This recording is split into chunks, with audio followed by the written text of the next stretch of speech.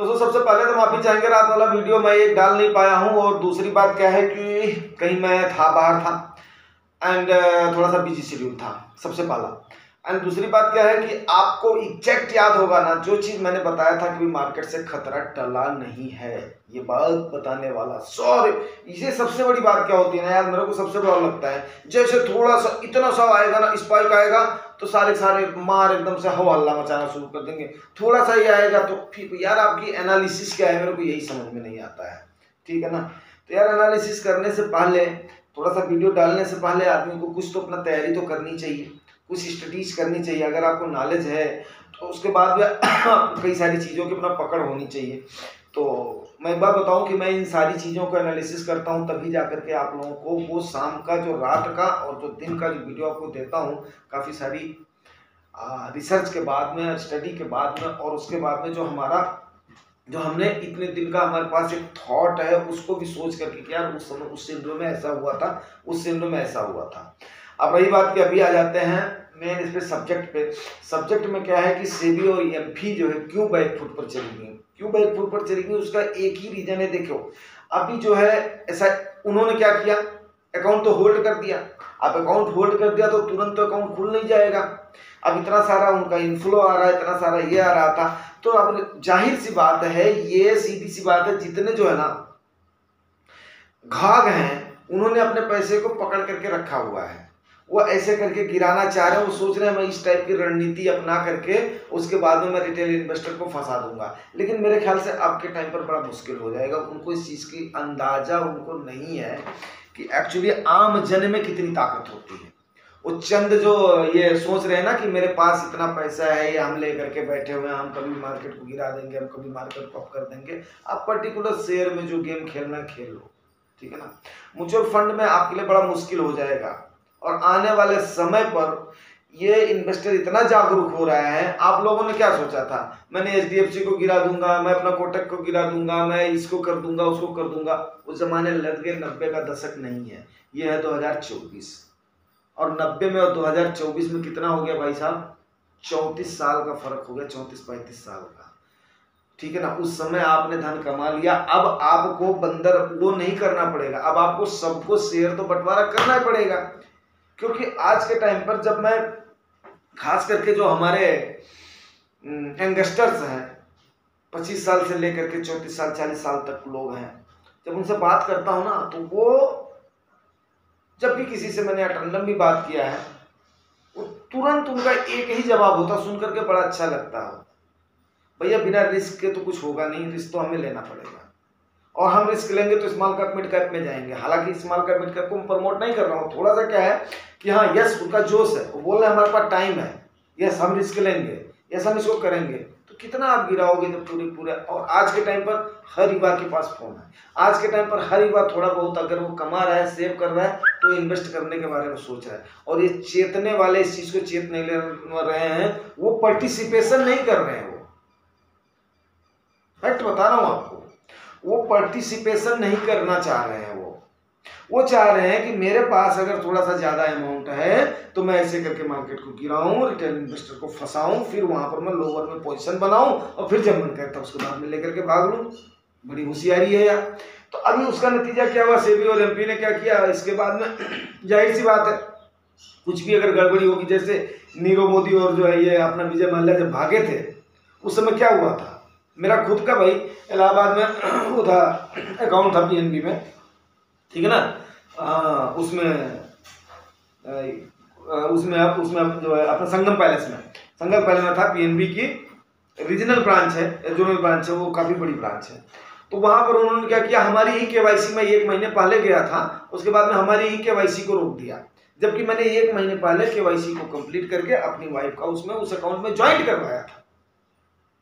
तो कभी कभी क्या होता है कि रिटेल इन्वेस्टर के पीछे ऐसे पड़ जाते हैं सारे नियम कानून जो है ना, जब कहीं पर कोई इतना गड़बड़ी होती है, अंदेशा होता है, तो ध्यान बटाने के लिए क्या करते हैं, रिटेल इन्वेस्टर के पीछे पड़ जाते हैं। मैं मानता हूँ कि सेबी ने डायरेक्शन दिया था, मैं मानता हूँ कि एमपी ने इस पर वो किया था, संज्ञान लिया था, मैं मानता हूँ कि ये अपना जनहित का फैसला है, लेकिन अब क्यों बैकफुट पर आ गए आप। अब सेबी ने अपना क्या किया, डिसीजन वापस लिया है। जनहित में ये फैसला किया है। क्या किया है कि भाई ठीक है, जो भी वैलिड डॉक्यूमेंट है उससे आपने अगर केवाईसी कराया हुआ दैट इज ओके, उससे आप केवाईसी करवा लो। Aadhaar and PAN is not mandatory. क्यों? क्योंकि इनको लगा एक जो है अपना झंडा, भाई 1,30,00,000 अकाउंट आप अगर होल्ड कर दोगे तो उसके बाद में आपके पास इन्वेस्टमेंट आएगा कहाँ से, लमसम आपके पास कहाँ से आएगा, आपके पास एसआईपी रूट से पैसा कहाँ से आएगा, और कितने वो लोग आपका वो देंगे, साथ देंगे। वो तो सारे ये अपना खजांची बन करके बैठे हुए हैं, वो तो इंतजार कर रहे हैं, उनको रात दिन यही करना है। लेकिन जो ये आम इन्वेस्टर है, ये तो बेचारा अपनी एसआईपी कर रहा है, गिरावट में थोड़ा बहुत लमसम कर रहा है। उसने तो सोच रखा है यार ठीक है, मार्केट अगर ग्रो होगी, हमारा देश ग्रो होगा तो उसके बाद में ये होगा। मैं वही चाह रहा हूँ कि सेबी और एमपी ने जो ये तोहफा दिया है, बैकफुट पर गई है, ये अच्छी बात है। लेकिन आपका भी ये फर्ज बनता है कि अपनी केवाईसी को कंप्लीट करें और मैक्सिमम कोशिश करें कि आधार कार्ड से उसको लिंक करवाएं, पैन कार्ड से उसको लिंक करवाएं। तो उससे होगा क्या कि इससे जो भविष्य में जो रूलिंग आएगी, आखिर में आना तो है ही है, आधार कार्ड पैन कार्ड की रूलिंग तो आनी है। तो अभी जैसे मान लिया सेबी ने अपने एक कदम पीछे खींचे हैं, तो आपका भी फर्ज बनता है एक कदम आगे बढ़ करके अपनी केवाईसी को सही मायने में कंप्लीट करवाना, अगर आप जेन्युइन बायर हैं तो। क्यों कई सारी चिंता, मॉरिशस रूट की चिंता सरकार की क्यों है? मॉरिशस रूट की चिंता सरकार की यही है कि यार कहीं हमारा ही पैसा तो नहीं है, हमारे किसी नेता का, किसी अफसर का उस रूट से, वाया रूट से गया हो, फिर उसके बाद वो वापस आ रहा हो, हम उसकी छानबीन ना कर रहे हो, वो अपने ब्लैक को बाकायदा व्हाइट कर रहा हो। तो सारी चीजें बोलने वाली नहीं होती, चीजें समझने की होती हैं। लेकिन आप लोग एक इन्वेस्टर हैं, जागरूक हैं, जो कि आप इसको अगर वीडियोज को देख रहे हैं तो इसका मतलब क्या है कि आपके अंदर क्यूरियोसिटी है। तो ये सारी चीजें आपको भी पता होनी चाहिए थोड़ी बहुत। लेकिन इसका मतलब ये नहीं कि इसको फिर चिल्लाना शुरू कर दो, इसको सोचना है, समझना है। बिकॉज क्या है, सेबी ही हमारे रिटेल इन्वेस्टर की क्या है, माई बाप है। सेबी ही जो डिसीजन लेगी वो हमारे फेवर में लेगी, बाकी कोई भी हमारे फेवर सेबी और एमपी के अलावा लेने वाला नहीं है। यहां तक कि मैं बता रहा हूं, एमसी भी हमारे बारे में फैसला लेने वाली नहीं, वो भी अपना हित सोचेगी। बाकी जितने मंदड़िए हैं, जितने तेजड़िए हैं, वो तो अपने अपने चक्कर में रहेंगे ही, क्योंकि तो खाग है। ऑपरेटर भी आपका हित नहीं है, ऑपरेटर भी चाहेगा भैया हो, यहाँ पर आप कोई मंदिर में दान करने, धर्म कर्म के लिए नहीं आए थे, यहाँ पर आप पैसा कमाने के लिए आए थे, तो गंवाओगे भी अगर सही तरीके से नहीं रहोगे। ये चीज़ को ध्यान रखिएगा, ये ऑपरेटर की सोच होती है।